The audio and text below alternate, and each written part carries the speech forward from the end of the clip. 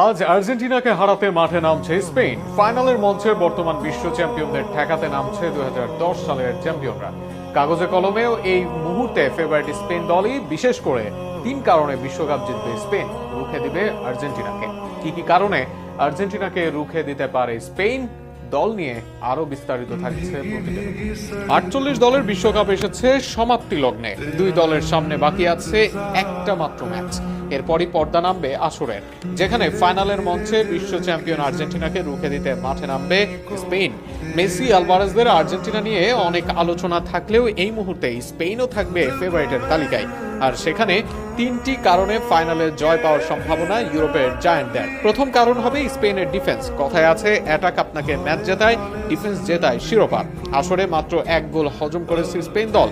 এমন দলের বিপক্ষে গোল করা বেশ কঠিনই হবে আর্জেন্টিনার জন্য। অনেকে বলতে পারেন আসরের সর্বোচ্চ গোল করা দল আর্জেন্টিনা। দলে আছেন মেসির মতো একজন, কিন্তু এই আসরে পর্তুগাল, বেলজিয়াম, উরুগুয়ে আর ফ্রান্স মিলে স্পেনকে দিয়েছে মাত্র 1টি গোল।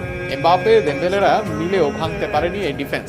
ফাইনালে তাই স্বভাবসুলভ ডিফেন্স দিতে পারলে শিরোপা স্পেনের ঘরেই যাবে। আসর যত এগিয়েছে তত আর্জেন্টিনার ডিফেন্সের দুর্বলতা প্রকাশ পেয়েছে, আর সেটা তাদের ফুলব্যাকের ডিফেন্সের দুর্বলতা। এই জায়গায় ভালোভাবে কাজে লাগাতে পারে স্পেন। দলে রয়েছে নিকো উইলিয়ামস ও লামিন ইয়ামালের মতো বিশ্বসেরা উইঙ্গার।